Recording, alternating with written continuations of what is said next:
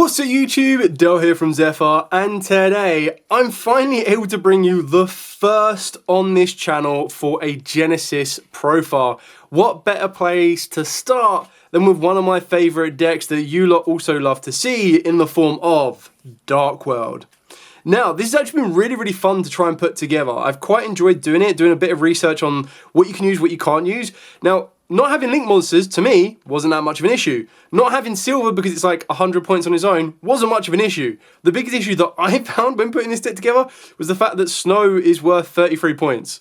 So you really have to decide, do you go with multiple snows, which technically you can't play free because then you go up to 99 points, which means you can't play this guy, which I think is really valuable. So then you go, do you play two snows?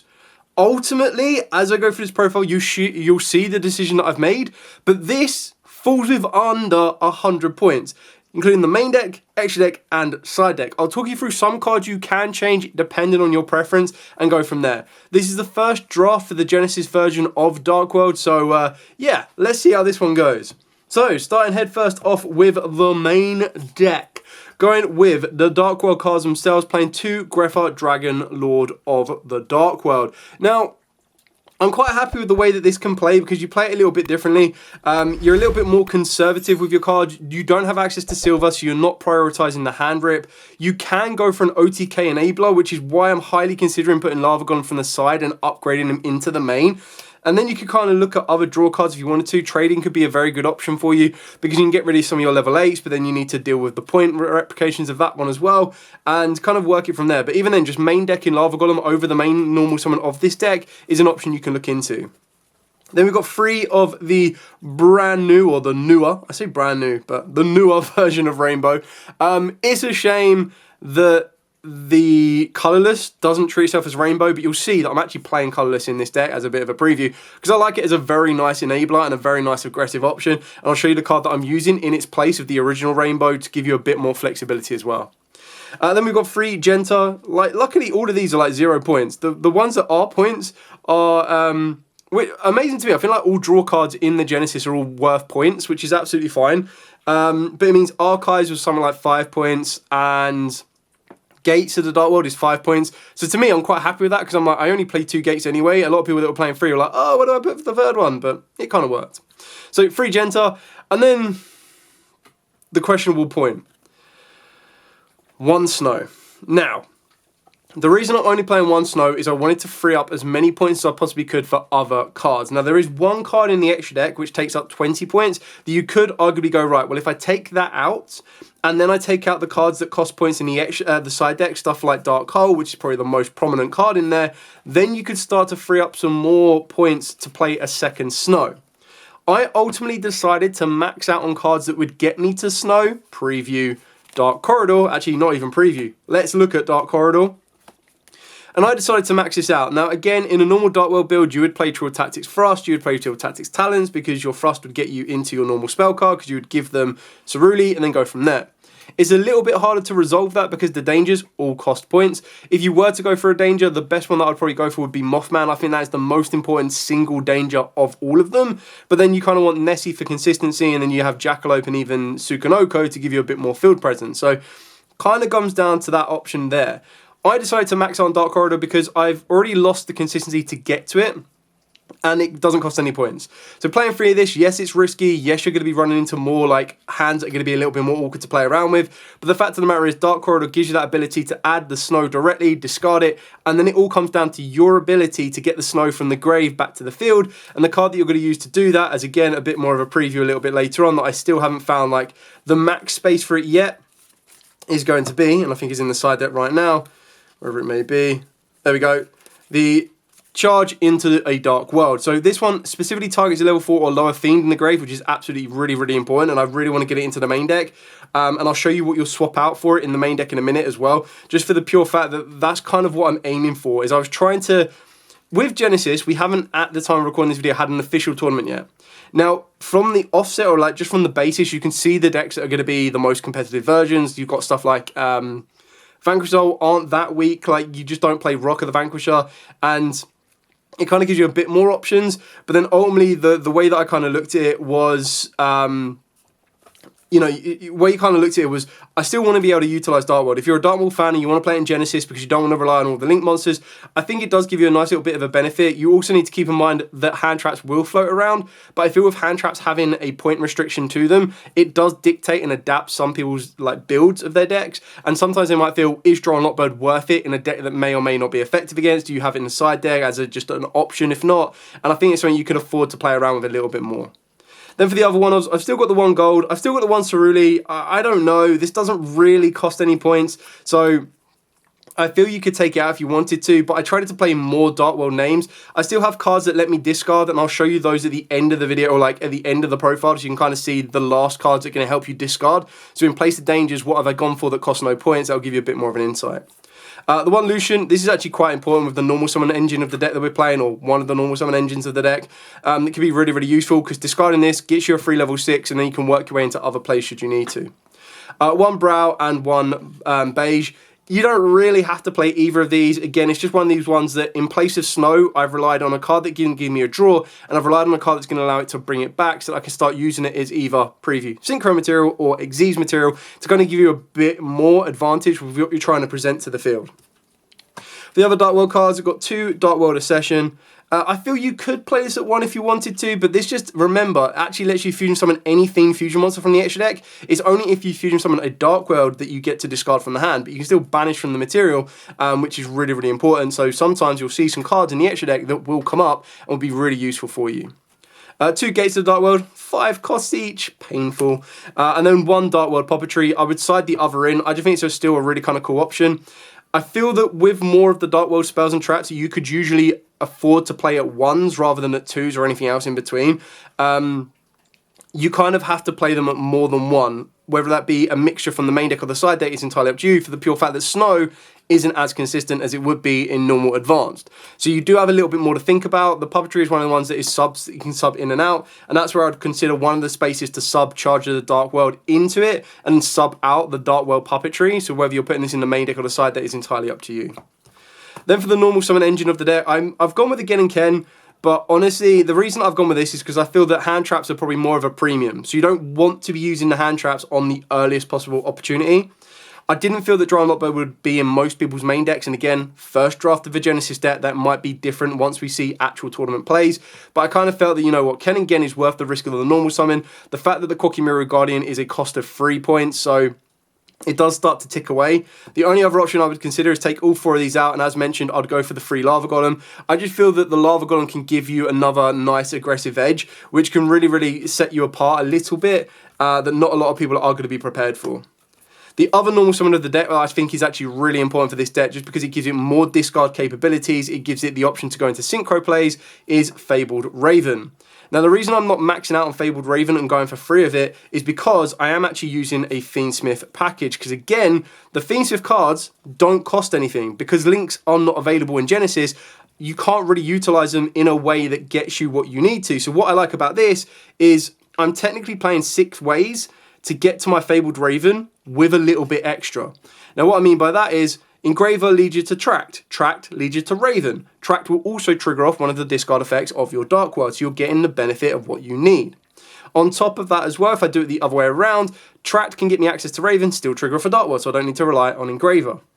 Engraver can let me recycle the Fabled Raven. It can also allow it to come back to the field. It gives you level 6 for some Xyz plays, but it also gives you a level 6 for some Synchro plays. It just has that little bit of a utility that can really kind of catch opponents off guard, especially with this particular Genesis format. If you wanted to, you could play more Ravens, but honestly, I felt that if I open up a Gen, and then I open up a Fabled Raven, I'm going to prioritize the Gen. So I'd much rather, if anything, cut the Raven down to 1, which frees up a bit more space, and then you could probably play Tract at 3. But again, the Tract is a hard once per turn, whereas Fabled Raven is a soft once per turn, which is why I quite like the idea of trying to find space for the charge into the Dark World, because being able to play this to then bring back the Fabled Raven means I can normal summon the Fabled Raven, use the effect, discard cards, get advantage off the back of it, then activate charge into a Dark World, bring the Raven back, do the exact same thing again, and then go into another Synchro play and move it from that point on. The other cards that I'm playing in this deck is Mutiny in the Sky, followed up by Yugioh the Dawn's Light, and the 1 Visago the Destroyer. So this is like a very small fusion package, and the reason I say that is, remember, Tract can help you fuse sometimes as well. Mutiny in the Sky, again, lets you fuse into a Fiend. The Biao, if it's discarded, will search out a card, and then of course you've got the ability to recycle the Mutiny, so these two are just going to constantly keep giving you resource looping. The Visago you can get from the deck to the graveyard very easily by playing the Aerial Eater, and this is actually very easily made, so just 2 Fiend monsters with the same level. And sorry, just 2 Fiend monsters, and then being able to send the Visago, not only can it double up as Grapha, but it can also double up as Rainbow. So it gives you the option to go for colorless if you're going second, or Grapha if you're going first. So it gives you that versatility. It's very easy to access, and you can kind of see by the way that I've built this deck is that you are focusing more on the synchros and the fusions than anything else, which is why the XZs in the extra deck is just a nice deterrent for something like the Nibiru, and that's where you might consider going, okay, well, take that out, I want the points to be freed up, and then focus solely on getting another Snow back into the main deck. For the last cards, these are just cards to help you either extend your field while setting up a discard or discarding, and these are the cards that I'm highly considering changing for Charge into Dark World. So for the spells that are helping you discard, we've got the 2 Cheerful Coffin and the 1 Drag Down to the Grave. Now, honestly, just for the purpose of this profile, I'm just going to swap this out here. So I'm just going to show you like a 1, 1, and 1. Not that this is the best ratio whatsoever, but these are options that I feel you would choose one of these 3 spells and then max out on. The Drag Down is a nice option because it gives you full knowledge of your opponent's hand, and you get to do either calculations if you want to go down that route and say, right, okay, my opponent has X amount of points in their hand, the rest of their deck is going to be Y. But I think the variety of something like that is going to be too vast for you to try and even waste the time to calculate that in some scenarios. The Charge, I feel, is great if you see it and you can set it up. It's not that great if you can't get the setup or anything else, so I don't want to clog it on 3. The Cheerful Coffin is quite nice because it lets you discard 3 monster cards from the hand to the grave, and then of course you would trigger off all of the Dark World effects you do choose to discard, which is why it's more beneficial to have more Dark World cards that don't cost you any points, but then that's entirely up to you on which one you would go for. I could very easily see a balance of a 2 and a 2, which could be quite nice. The Drag Down, the biggest downside is every time I've played it, you activate it, you need to have a custom hand. You need to have a hand that you go, I don't care what my opponent discards from this, they can pick the best possible card in this hand, discard it, and I'm still going to net some advantage. So what you're doing is you're trading off that ability to, maybe you haven't got a hand that is that perfect for a discard, and you're going to look at your opponent's hand anyway, and you only don't know one card they draw. Or you're going to go Cheerful Coffin, everything you discard is completely within your control, completely within your fate, it doesn't require a setup or anything else in between, and you've got Charge of the Dark World, which does need a setup. So I would combo a Charged into a Dark World with either Drag Down or Cheerful Coffin, and you'll see from the side deck that I've got the other Drag Downs in there, so you're really just adapting and bouncing between which you prefer and which you don't. The last 2 cards is the only danger monster that doesn't have a points total, and that is Salamander Catalyzer. I've always been a big advocate for the Salamander Catalyzer because it's a fiend. It can either summon itself as a level 4 and discard another one, so again, straight away discard the beige and you've got instant rank 4 access, or it can discard itself and then get you a level 8 on the field as well. So if you wanted to open up the door to some rank 8 plays, you do have that option available to you as well. So it gives you a nice little bit of flexibility, and again, it just comes down to preference, what you have available to you, and just how much you want to lean into the Genesis format. Moving on to the extra deck. So for the extra deck, another card that does sadly cost 5 points, and I know that doesn't sound like a lot, but 5 points in a total of getting to 100 with Snow being 33 can be a little bit tricky. So we've got 2 Grepher, Dragon, Overlord of the Dark World. Now, arguably, because I am playing the 1 colorless, you could save yourself 5 points by taking out one of the Greffers, and then straight away with the XZs that I'm about to show you as a bit of a jump ahead preview of the DDD High Wave King Caesar being 20 points, that then opens up 25 points for you to utilize into your main deck, which then could be that space for that second Snow. So you have those flex options should you want to. This is just a baseline idea to show you what you can work with within the 100 points. Take out what you don't want, what you do want, and then adapt it to your personal availability and play style.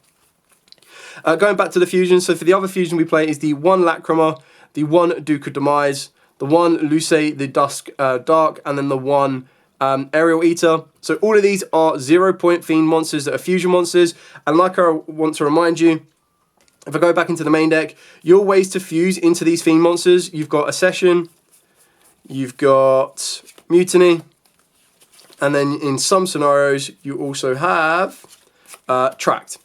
So this one will only let you fusion summon a Fiendsmith, so that's only going to get you into Lacrima. But you kind of see that you should be able to fuse twice a turn, very easily. If you want the additional summon, you go for Duke of Demise. If you want the Send because you want to set up colorless, you go for the Aerial Eater. If you want to be aggressive, you go for the Lucy. If you want to be defensive, you go for a Greffa. And if you want to be aggressive, you go for the colorless. And if you want to be extra defensive, you go for the Lacrima, and the Lacrima will then set you up the ability to defend. If anyone is questioning where the other Light Fiend is, you've obviously got Fabled Raven and Engraver. And like I said, the Tract leads you, or Engraver leads you to Tract leads you to Raven. That's your 2 fiends in the graveyard straight away. So you're in a good position. The other XEs that we play, Exton might be in 0 points really confused me. I was like, okay, I'll take it.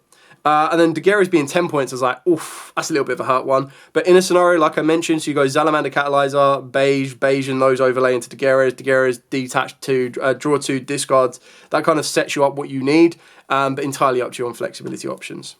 Then for the Synchros, I've got the 1 Chaos Archfiend, Light Tuner, and then non-Dark Tuners, very easily made, level 8. So Lucian plus Raven, or Raven, adapt its level, discarding 2, plus a Beige. If you discard a Beige, that's great, it's going to come back and you're in a good spot. We've got the 1 Grozar, the Tyrant of Thunder. The 1 Axel Stardust Synchro Dragon. You could play Stardust Dragon if you wanted to, only for its quick effect tag out. The idea behind this one is to go Axel Stardust Synchro, bring back the Raven. Raven can then use the effects and go from there. You don't need to adapt his level. You can just go cool, Synchro, and go into the Fabled Leasable. So this one lets you once per turn during the main phase quick effect tribute any number of your Fabled monsters. And if you do, take control of that many face-up monsters your opponent controls. But their effects are negated. And if this card's in the graveyard, you target another Fabled card in the grave, return it to this card to the extra, and if you do, add it back to the hand, so you get to loop back your Fabled Raven. And the last Synchro we play is the 1 Fabled Andraith. So again, just 0 points, Synchros you can make. Again, sub them out for fusion options if you wanted to. Sub them out, like sub out the XZs and go pure Synchro or fusion options. You do have a couple to play with, but more times than not, what you'll be doing is you'll be doubling up some of these fusions and some of these Synchros that are costing you 0 points and kind of go from there. Moving on to the side deck. So for the side deck, 3 Lava Golem, so 0 points, like no-brainer, you'd go for this one. So Lava Golem, I don't mind putting this in the main deck. I think it's a really kind of cool option that will catch a lot of people off guard, but it kind of comes down to going first, not going to be any use to you, going second, massively useful to you. Then I felt that I needed to deal with spells and traps, so I went with Twin Twisters. Of course, you can play MST if you wanted to, Mystical Space Typhoon. Lightning Storm has points attached, I believe, so does Harpy's Feather Duster, that's like 20 points. And I felt that Twin Twisters isn't the worst one to have around.